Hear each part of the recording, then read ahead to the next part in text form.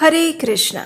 मनुष्य जीवन का लक्ष्य है भगवान श्री कृष्ण की शुद्ध भक्ति करना और उनकी भक्तिमय सेवा में संलग्न रहना, और इसके परिणाम स्वरूप इस जन्म मृत्यु के चक्र से सदा सदा के लिए मुक्त होकर भगवान की नित्य सेवा में सम्मिलित होना।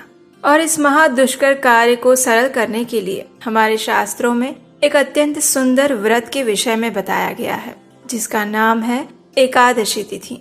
और ऐसी ही एक विशेष एकादशी है जिसका नाम है अपरा एकादशी, जो कि प्रत्येक वर्ष ज्येष्ठ मास के कृष्ण पक्ष में आती हैं। तो चलिए इस आने वाली अपरा एकादशी के उपलक्ष्य में हम एक सुंदर पौराणिक कथा का श्रवण करते हैं। अपने मन और चेतना को इस आने वाली एकादशी का पालन करने के लिए तैयार करते हैं। आइए आज की कथा का आरंभ करते हैं। एक समय युधिष्ठिर महाराज ने भगवान श्री कृष्ण से पूछा, हे केशव, ज्येष्ठ मास के कृष्ण पक्ष में कौन सी एकादशी आती है और उसका महत्व क्या है? कृपया इस विषय में संपूर्ण मार्गदर्शन प्रदान करें। इसके उत्तर में परम भगवान श्री कृष्ण कहते हैं कि हे राजन, ज्येष्ठ मास के कृष्ण पक्ष में आती है अपरा एकादशी। ये महापुण्य फल प्रदान करने वाली और समस्त पातकों का नाश करने वाली है। इस व्रत का पालन करने वाला मनुष्य हर प्रकार के जघन्य पाप कर्मों से मुक्त हो सकता है, जैसे कि ब्रह्म हत्या, पर स्त्री संग, धन के लिए शास्त्रों का अध्ययन, गुरुद्रोह इत्यादि। इसके उपरांत इस एकादशी का निष्ठा पूर्वक पालन करने से व्यक्ति को कार्तिक मास में पुष्कर में स्नान करने से, काशी में महाशिवरात्रि के पालन करने से, माघ मास में प्रयाग तीर्थ में स्नान करने से, गया में पिंड दान देने से, सुवर्ण का दान देने से, सूर्य ग्रहण के समय कुरुक्षेत्र में स्नान करने से, कुंभ के दौरान केदारनाथ या बद्रीनाथ के दर्शन करने से इत्यादि से जो पुण्य कर्म अर्जित होते हैं, वो सारे पुण्य सिर्फ इस अपरा एकादशी का श्रद्धा और नियम पूर्वक पालन करने से स्वतः मिल जाते हैं। इस अपरा एकादशी के बारे में ये कहा जाता है कि ये व्रत बहुत ही तीक्ष्ण कुल्हाड़ी से पाप वृक्ष को तोड़ देता है, अथवा ये कह लो कि हिरण रूपी पापों को भगाने वाला ये सिंह व्रत है। इस व्रत का पालन करने से व्यक्ति को वैकुंठ की प्राप्ति होती है। इतना ही नहीं, अभी तो जो व्यक्ति इस अपरा एकादशी की कथा का श्रवण या पठन भी करता है, वह भी सभी पापों से मुक्त हो जाता है। इस कथा का वर्णन नारद पुराण में आता है। एक समय महाराजा मांधाता अपने गुरु वशिष्ठ ऋषि के पास पहुँचे। महाराजा मांधाता अत्यंत विद्वान, बुद्धिमान और विनम्र थे, इसलिए उन्होंने अपने गुरु से एक ऐसी जिज्ञासा प्रकट की जो न सिर्फ उनके लिए अपितु समस्त मानव समाज के कल्याण के लिए थी। उन्होंने ऋषि वशिष्ठ से पूछा, हे गुरुदेव, आप तो त्रिकाल ज्ञानी हैं। इस संसार का ऐसा कोई भी ज्ञान नहीं जो आपको ज्ञात ना हो, इसलिए आप मेरे ऊपर कृपा करें और मुझे इस विषय में मार्गदर्शन प्रदान करें कि जो भयंकर पाप रूपी गीले या सूखे ईंधन को जला सके, ऐसी अग्नि कौन सी है? अज्ञात रूप से किए गए पाप को शुष्क और जानबूझकर किए गए पाप को आर्द्र कहा गया है, चाहे वो भूत, भविष्य या वर्तमान किसी का भी क्यों ना हो। लेकिन उसे नष्ट करने के उपाय क्या है? कृपया इस विषय में मेरी जिज्ञासा को संतुष्ट करें गुरुदेव। राजा मांधाता का ये आत्म जिज्ञासा युक्त प्रश्न सुनकर ऋषि वशिष्ठ अत्यंत प्रसन्न हुए। उन्होंने राजा की जिज्ञासा की सराहना की और उसके उत्तर में कहा,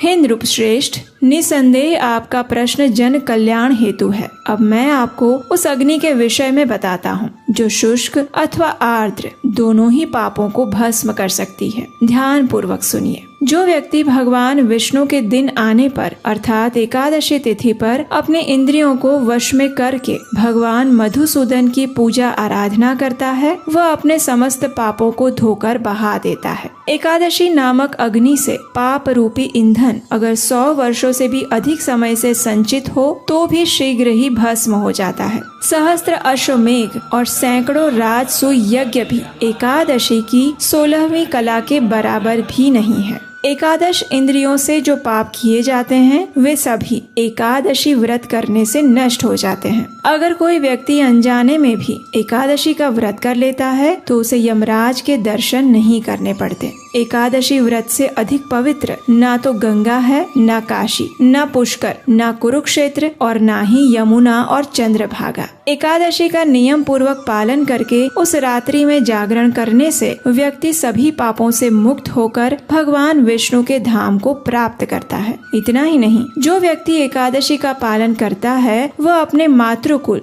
पितृकुल और पत्नी कुल की 10-10 पीढ़ियों का उद्धार कर देता है। जो मनुष्य आदर पूर्वक इस महान व्रत का पालन करता है उसे दोबारा माता के गर्भ में प्रवेश नहीं करना पड़ता। इसलिए हे राजन, आपके प्रश्न का एकमात्र उत्तर यही है कि हर प्रकार के शुष्क या आर्द्र पाप को जलाने वाली एकमात्र अग्नि एकादशी तिथि है और इसमें कोई संशय नहीं है। इसका निष्ठा पूर्वक कठोरता से पालन करो और अपनी प्रजा को भी इसके महात्म्य के विषय में बताओ। यही आपका कर्तव्य है। इस प्रकार जब राजा मांधाता ने अपने गुरु वशिष्ठ मुनि से इस एकादशी के महत्व के विषय में सुना तो वे बड़े ही प्रसन्न हुए। अपने गुरु के प्रति उन्होंने कृतज्ञता व्यक्त की और विनम्र भाव से उन्हें प्रणाम अर्पित किए। तत्पश्चात राजा अपने राज्य में वापस आ गए। अपने राज्य में आकर उन्होंने उस एकादशी महात्म्य का प्रचार किया और वर्ष में आने वाली सभी एकादशी तिथियों का नियम और निष्ठा पूर्वक पालन किया। अपने संपूर्ण जीवन काल में इस महान एकादशी व्रत का पालन करने के कारण राजा मांधाता ने अपने जीवन के अंत में परम आध्यात्मिक जगत वैकुंठ लोक को प्राप्त किया।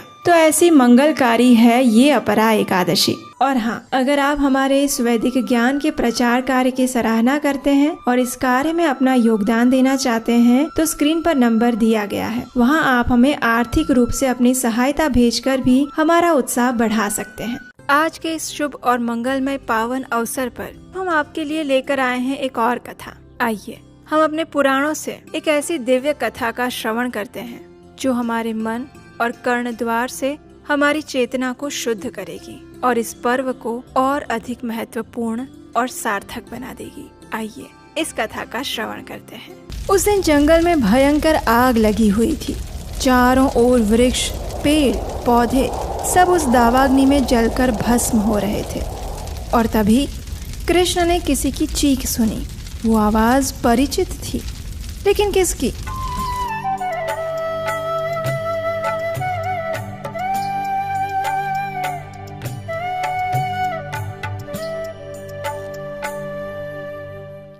मैं पृथ्वी हूँ, वृंदावन यानी माधुर्य, मधुरता और माधव की भूमि, जहाँ निस्वार्थ प्रेम है, समर्पण है और सच्चा अपनापन है।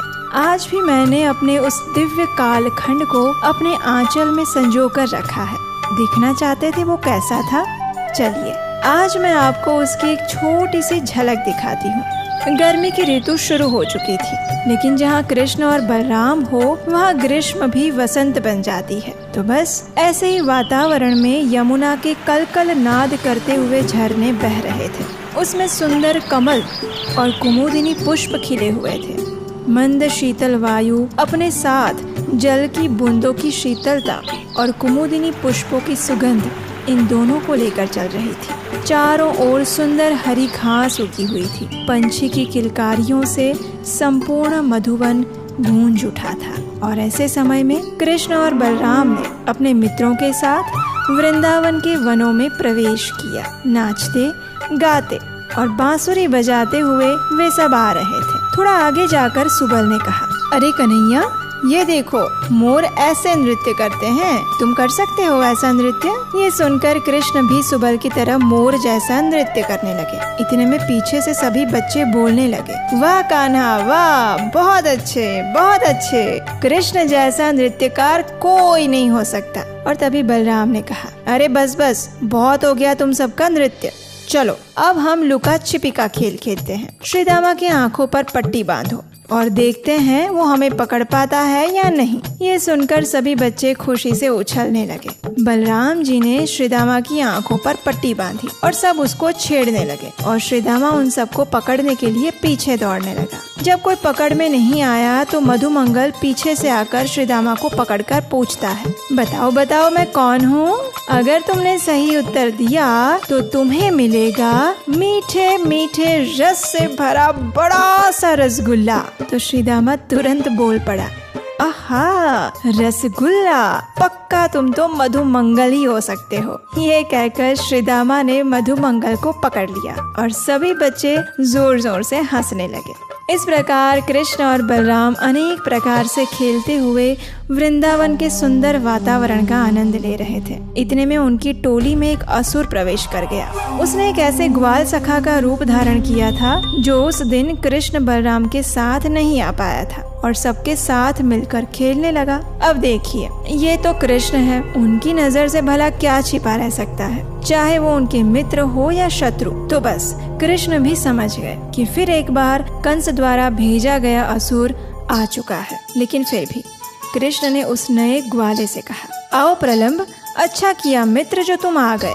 चलो चलो, अब हम दो दो की जोड़ी में कुश्ती करेंगे और जो इस खेल में हारेगा वो जीतने वाले को अपनी पीठ पर उठाकर वो दूर वाले बरगद के पेड़ के पास ले जाएगा। चलो चलो चलो, सभी दो दलों में बट जाओ। कृष्ण का आदेश पाते ही दो दल बन गए, एक कृष्ण का और एक बलराम का। उस असुर ने जानबूझकर कृष्ण के दल का चुनाव किया क्योंकि वो जानता था कि कृष्ण को हराना उसके लिए असंभव है, इसलिए उसकी नजर बलराम जी पर थी। और फिर खेल आरंभ हुआ। सभी बच्चे एक दूसरे के साथ कुश्ती करने लगे और अंत में इस खेल में विजेता बना बलराम का दल। इसलिए अब बारी थी विजेता को कंधे पर उठाकर एक सैर करवाने की। तो कृष्ण ने श्रीदामा को उठाया, भद्रसेन ने वृषभ को और प्रलंब ने बलराम को। सभी बच्चे दौड़ते हुए भांडिर वन की ओर जाने लगे और प्रलंब बलराम को लेकर दूर जाने लगा। अब देखिए, प्रलंबासुर वैसे तो अत्यंत शक्तिशाली था, लेकिन फिर भी उसने बलराम को उठाया था जो कि स्वयं पूर्ण ब्रह्मांड को अपने फनों पर धारण करते हैं। इसलिए जब उससे बलराम जी का भार सहन नहीं हुआ तो धीरे धीरे उसने अपना वास्तविक स्वरूप धारण कर लिया और अब वो एक विशाल दैत्य बन चुका था। बलराम उसे देखकर आश्चर्यचकित हो गए। उन्होंने देखा उस असुर की आंखें अग्नि के समान चमक रही थी और उसे देखकर बलराम जी तुरंत समझ गए कि ये एक असुर है। उन्होंने जोर से अपनी मुट्ठी से उसके सिर पर प्रहार किया और उस प्रलंबासुर के लिए इतना ही काफी था। वो अपने मुंह से खून की उल्टियां करने लगा और उसी क्षण जमीन पर गिर गया। जब सभी बच्चों ने देखा कि बलराम ने प्रलंबासुर का वध कर दिया है तो वे सब हर्षित होकर जोर जोर से बोलने लगे, जय हो बलराम की जय हो। ये देखकर देवतागण भी आकाश से पुष्प वर्षा करने लगे। जब सारे बच्चे इस प्रकार खेल कूद में व्यस्त थे तो उनकी सभी गायें और बछड़े हरी घास खाती हुई मुंजा वन के घने जंगलों में चली गई। अब उन्हें नहीं पता था कि उस जंगल में आग लगी हुई थी। जब ग्वाल बालों ने अपनी गायों को नहीं देखा तो वे चिंतित हो गए और उन्हें ढूंढने लगे। गायों का पीछा करते हुए वे उस जंगल में चले गए। जैसे ही गायों ने देखा कि आगे आग लगी हुई है तो वे जोर जोर से कृष्ण को पुकारती हुई रंभाने लगी। कृष्ण भी एक एक गाय का नाम लेकर उन्हें बुलाने लगे और इतने में तेज गति से बहती वायु ने उस संपूर्ण जंगल को आग की लपटों में समेट लिया। ये देखकर भयभीत सभी सखा कृष्ण बलराम के पास आए और प्रार्थना करने लगे, कृष्ण कृष्ण महावीर, हे रामा मुख विक्रम, दावाग्निना दह्यमाना प्रपन्नां स्त्रातुमर्हतः, नूनं त्वद्बान्धवः कृष्ण न चार्हन्ति अवसादितुं, वयं हि सर्वधर्मज्ञा त्वन्नाथास्त्वतत्परायणः। हे कृष्ण, हे बलराम, इस भयंकर अग्नि से हमारी रक्षा करो। हम सब पूर्ण रूप से आपके आश्रय में हैं। सभी मित्रों की पुकार सुनकर कृष्ण ने एक प्रेम पूर्ण स्मित के साथ उत्तर दिया, हे मित्रों, भयभीत ना हो, सिर्फ अपनी आंखें बंद कर लो और जमीन पर सो जाओ। अब देखिए, ऐसी भयावह स्थिति में भी सभी मित्रों को कृष्ण के ऊपर अटूट श्रद्धा थी।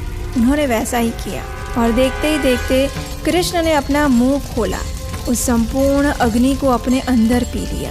कुछ समय बाद जब ग्वाल बालों ने आंखें खोली तो उन्होंने देखा कि वे सब भांडिर वन में थे।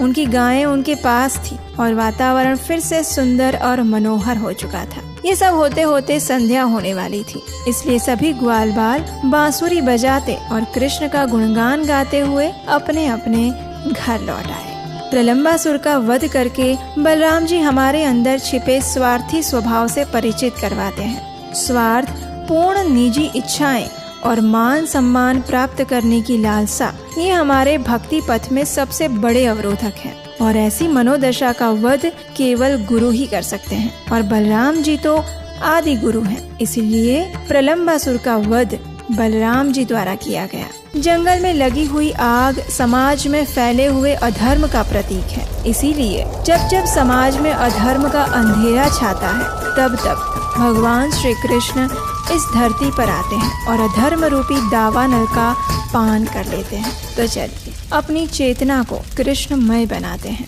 और समर्पित करते हैं उसे उस वृंदावन चंद्र के चरण कमलों में। हरे कृष्ण।